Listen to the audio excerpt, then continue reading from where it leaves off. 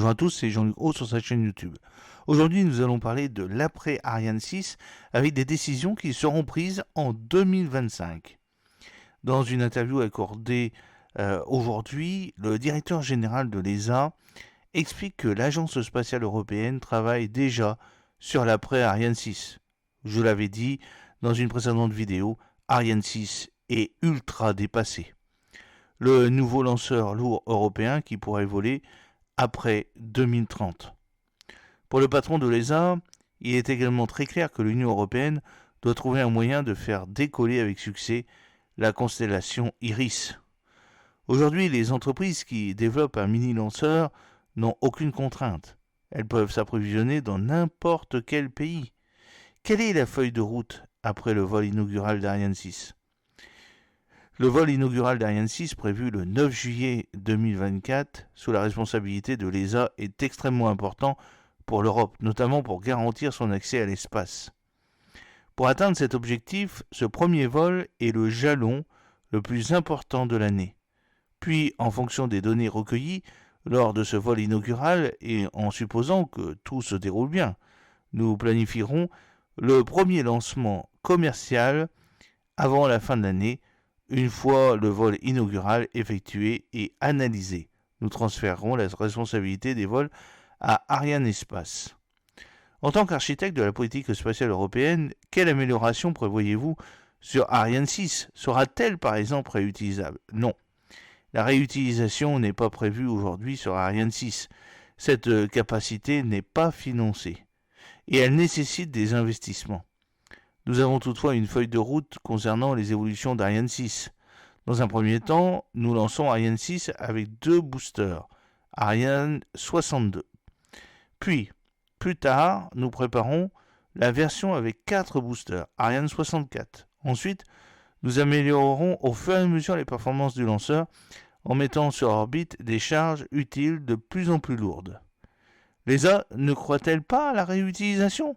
Bien au contraire, si la réutilisation n'est pas possible avec Ariane 6, du moins dans cette configuration, l'ESA investit dans la réutilisation avec le développement du moteur Prometheus, dont le projet a été initialement lancé par le CNES. Ce développement est effectué en parallèle ou en accompagnement avec le développement et l'exploitation d'Ariane 6. Ce moteur est d'ailleurs à la base du projet du lanceur Maya, développé par Ariane Group à travers sa filiale Maya Space. Et puis plus tard, pourquoi pas des vaisseaux spatiaux ? Quand et comment ces développements permettront de futurs lancements d'un lanceur lourd, cela fait partie des projets que nous sommes en train de mettre en place. L'ESA et ses États membres ont décidé de lancer un défi dans le domaine des mini-lanceurs. Il s'agit d'une décision très importante. L'ESA doit être prête pour la prochaine réunion ministérielle de 2025, qui sera l'occasion de financer ce projet. Mais avant, nous devons lancer dès le début 2025 les premières étapes de ce défi pour identifier les entreprises éligibles. L'objectif est de sélectionner un certain nombre d'entreprises pour la conférence ministérielle prévue fin 2025. Quelle sera la durée d'exploitation d'Ariane 6 avant son remplacement ? Ce n'est pas encore défini. Nous avons mis en place une première phase d'exploitation stabilisée pour une période de 3 ans. Les 3 pays les plus concernés par le programme, France, Italie et Allemagne, ont déjà évoqué une prolongation d'1 an et demi. Ce projet doit être approuvé par l'ESA. Nous avons aussi donné la possibilité de poursuivre l'exploitation d'Ariane 6 sous des formes différentes, ce qui permettrait de réduire les contributions des États membres dans le cadre d'un nouvel accord. Tout cela doit être encore négocié avec les acteurs concernés. Aujourd'hui, la phase d'exploitation stabilisée d'Ariane 6 nous mène vers la fin de cette décennie. Enfin, il est clair qu'il faudra du temps avant qu'un nouveau lanceur lourd soit prêt à être réellement mis en service. Il ne faut pas oublier non plus, c'est une des leçons que nous devons absolument retenir, que nous avons besoin d'une période de recouvrement entre Ariane 6 et le futur lanceur, et c'est très important. En effet, si nous avons aujourd'hui un décalage d'1 an, c'est parce que nous n'avons pas prévu cette période de recouvrement entre Ariane 5 et Ariane 6. Dans la prochaine planification, je garantirai une période de plusieurs années entre Ariane 6 et le nouveau lanceur qui lui succédera, surtout si le futur lanceur est issu d'une compétition commerciale. Car je peux avoir la certitude que ce nouveau lanceur sera bien stabilisé, qu'il fonctionne bien d'un point de vue technique, programmatique et financier. Nous ne savons pas quand il faudra relever le défi d'un nouveau lanceur lourd européen, d'autant qu'Ariane 6 pourrait être encore opéré dans les années 2030. Mais je ne veux pas spéculer. Cela dépendra vraiment de l'évolution du lanceur et où en sont les autres projets.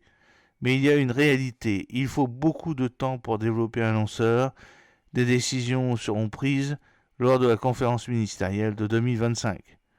Le retour géographique pèse très fortement sur les performances économiques des programmes commerciaux comme Ariane 6. Peut-on s'en passer à l'avenir ? Permettez-moi de clarifier une notion qui a parfois été mal interprétée ou mal comprise. Le retard d'Ariane 6 n'est pas du tout lié au retour géographique. Nous avons eu des problèmes techniques sur Ariane 6. Ils n'ont pas été causés par les partenaires qui sont montés à bord dans le cadre du retour géographique. Mais peut-on s'en passer à l'avenir ? Ariane Group se fournit auprès d'une douzaine d'entreprises à travers l'Europe. Et le retour géographique s'applique en fonction des participations des États membres et des négociations qu'Ariane Group mène avec tous ses fournisseurs. Il faut toutefois rappeler qu'Ariane Group a la liberté de choisir d'autres sociétés dans le pays qui a contribué au programme. Ensuite, il lui est possible d'ouvrir de nouvelles compétitions avec les entreprises de n'importe quel pays, le retour géographique ne s'appliquant pas à l'exploitation. Il existe déjà une certaine flexibilité dans le système actuel. Les constructeurs de mini-lanceurs ont une totale liberté de s'organiser sur le plan industriel. L'ESA préconise-t-elle cette liberté d'entreprendre ? C'est clairement un changement de paradigme pour acquérir le nouveau lanceur européen après Ariane 6. Aujourd'hui, les entreprises qui développent le mini-lanceur n'ont aucune contrainte. Elles peuvent s'approvisionner dans n'importe quel pays. Et en tant que directeur général de l'ESA, je dois toutefois trouver une solution pour financer ces projets. C'est pour cela que j'ai lancé, dans le cadre de l'ESA, un défi pour les mini-lanceurs à l'image de ce que nous avons fait pour la première phase du projet de cargo spatial, sur lequel nous avons convenu de ne pas appliquer les règles du retour géographique. Et pour la phase 2, nous devons maintenant décider d'une proposition avec les États membres sur la manière de le financer. Nous aimerions logiquement continuer avec les consortiums qui ont développé la phase 1. C'est une discussion que nous avons actuellement avec les pays membres. Permettez-moi de prendre un peu de recul. Nous avons aujourd'hui en Europe une industrie très compétitive. Nos grands intégrateurs de systèmes, Airbus Defence Space, Thales Alenia Space et OHB, ainsi que tous les sous-traitants, développent aujourd'hui des satellites et des infrastructures à des prix très compétitifs en dépit du retour géographique et de la participation de nombreuses entreprises issues des 22 pays membres de l'ESA. C'en est parfois très surprenant. Nous avons en Europe un programme satellitaire de 5 milliards d'euros qui coûte beaucoup plus cher aux autres puissances spatiales. Cela me montre que le système de l'ESA a bien fonctionné au cours des dernières années. Sur l'exploration spatiale, comment l'Europe peut-elle avoir une politique ambitieuse et tendre vers une autonomie stratégique ? L'Europe peut-elle, par exemple, se passer des Américains ? Non, notre politique en matière d'exploration spatiale doit être le résultat d'un équilibre que nous devons encore définir avec certainement plus d'éléments pour accroître notre autonomie stratégique. Nous devons être à la fois une puissance spatiale forte et un bon partenaire au sein de coopérations internationales. La coopération internationale est fondamentale, en particulier dans le domaine de l'exploration. C'est un sujet si vaste, si exigeant, si coûteux qu'il est difficile de ne pas coopérer avec d'autres partenaires. Même les États-Unis, qui sont de loin ceux qui investissent le plus dans l'exploration, travaillent avec des partenaires internationaux. Ainsi, ils s'appuient souvent sur l'ESA, comme par exemple pour le module du service européen ou pour ExoMars, mais l'Europe ne maîtrise pas toutes les technologies. Il y a donc de nombreux domaines dans lesquels nous devons travailler en étroite coopération.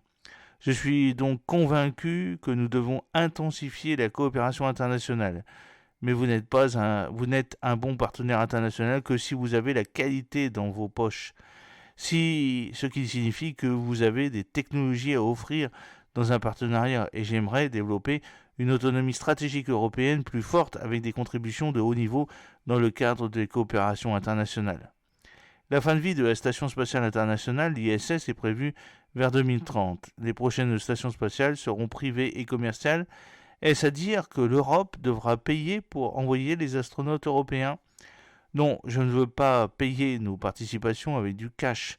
C'est pourquoi nous avons signé 3 accords avec des partenaires différents qui sont en train de devenir des opérateurs de stations spatiales commerciales. Starlab Space, Airbus, Voyager Space, MDA et Mitsubishi. Axiom est la société américaine Vast, créée l'année dernière et avec qui j'ai signé un accord la semaine dernière. C'est un accord très similaire à ceux passés avec Axiom et Starlab. Ces opérateurs pourraient utiliser des cargos européens pour le fret, par exemple, et en échange, ils accueilleraient des astronautes européens. C'est un protocole d'accord. Le prix n'a pas encore été fixé, nous sommes en cours de discussion, mais le principe est le suivant. L'ESA ne paiera pas en cash pour louer un local, mais pour cela, les industriels européens doivent être compétitifs. Le dossier Iris est compliqué. Estimez-vous que les conditions soient réunies pour lancer enfin cette constellation? Il est clair que nous devons trouver un moyen de faire décoller avec succès la constellation Iris, un projet dirigé par la Commission européenne. C'est une nécessité, nous la soutenons dans la mise en œuvre de la constellation. Pour être très clair, nous considérons que la Commission a fait un très bon travail en établissant la nécessité d'une connectivité sécurisée, en trouvant un budget et enfin en mettant en place un programme. L'ESA contribue à la mise en place de ce programme en conseillant la Commission. Nous finançons également ce programme pour environ 600 millions d'euros et nous avons également obtenu de l'Union européenne un financement complémentaire de 380 millions. C'est une contribution importante, l'ESA est pleinement engagée dans la réussite de ce projet qui arrive dans la phase de mise en œuvre. Les relations entre l'ESA et la Commission européenne se sont-elles apaisées? Faut-il faire évoluer la gouvernance du spatial en Europe entre la Commission européenne et l'ESA? Il est fondamental que la Commission européenne et l'ESA aient une bonne relation qui soit stable et sur le long terme. Cette relation est essentielle, c'est la priorité numéro 1 de mon agenda 2025. Et je ne pense pas que nos relations soient si compliquées. Les objectifs, les rôles, les capacités, les forces des deux organisations sont clairs. La Commission tient sa légitimité de l'Union européenne, l'ESA de ses États membres. Nous sommes une agence technique, une agence de projet, une agence de programme très forte, qui développe des projets spatiaux de grande envergure au niveau européen depuis plusieurs décennies, avec beaucoup de succès. Et nous le faisons bien. L'Europe a besoin d'une organisation comme la nôtre qui remporte des succès dans le spatial grâce à nos grands programmes et nos projets spatiaux. C'est ce que je veux continuer à faire à l'avenir pendant des années et même des décennies. Je suis convaincu que nous réussirons en Europe que si nous travaillons en étroite coopération avec la Commission européenne, comme nous l'avons fait pour Galileo, l'un des meilleurs systèmes de navigation au monde. Comment stabiliser sur le long terme les relations entre ces deux entités? L'accord cadre de partenariat financier, le FPA, est un bon accord, mais qui est limité à 7 ans. L'année prochaine, nous devons en négocier un nouveau. J'aimerais un accord qui soit beaucoup plus sur le long terme et qui lie les deux organisations de façon plus étroite. Nous souhaitons que la Commission reconnaisse l'ESA comme l'agence de mise en œuvre de tous les programmes spatiaux de l'Union européenne et en retour, l'ESA travaillera en étroite collaboration avec la Commission pour définir les évolutions futures de la politique spatiale en Europe. Comment peut-on rendre l'Europe encore plus ambitieuse en matière spatiale? C'est un dossier sur lequel je suis vraiment très engagé. Et j'y crois fermement. En Europe, nous avons une réflexion très profonde sur la façon dont nous souhaitons aller de l'avant dans le spatial, comment nous voulons le développer à l'avenir. Il s'agit d'une réflexion très importante. Aujourd'hui, nous entrons dans une situation totalement nouvelle en termes de paysage concurrentiel international. Face à nous, nous avons beaucoup de concurrents à l'étranger qui sont très puissants et ont un impact considérable sur le marché en Europe, mais aussi partout dans le monde. nous devons réfléchir à la meilleure façon de nous positionner. Qu'est-ce que cela signifie? Nous devons répondre à cette question. Quelle est l'importance du spatial pour l'Europe et pour la société européenne? Il peut s'agir d'aspects économiques ou scientifiques, d'aspects liés à la sécurité, au talent ou à la main-d'œuvre, et de bien d'autres points encore. On sent bien que l'importance du spatial est cruciale. D'ailleurs, la plupart des pays européens estiment que le spatial est une priorité absolue, qu'il est stratégique et donc très important. Si c'est le cas, comment le mettre en œuvre de la meilleure façon possible? C'est une question à laquelle je réfléchis beaucoup en tant que directeur général de l'ESA. Nous sommes en train de définir une stratégie pour les 40 prochaines années avec les États membres sur la manière de positionner l'Europe de la meilleure façon possible. Pour une politique spatiale ambitieuse, on parle en milliards d'euros. Oui, absolument. Nous avons déjà un programme très ambitieux. Il est clair que le contenu de la prochaine réunion ministérielle de l'ESA en 2025 et du prochain cadre financier de la Commission européenne, le MMF, doit être bien coordonné pour s'assurer que nos investissements soient bien alignés et complémentaires sur ceux de l'Union européenne. J'espère que cette petite vidéo vous a plu. N'oubliez pas de cliquer sur le pouce pour la promouvoir, de vous abonner si ce n'est pas encore fait et de partager cette vidéo sur vos réseaux sociaux. A très bientôt, fidèlement, Jean-Luc O.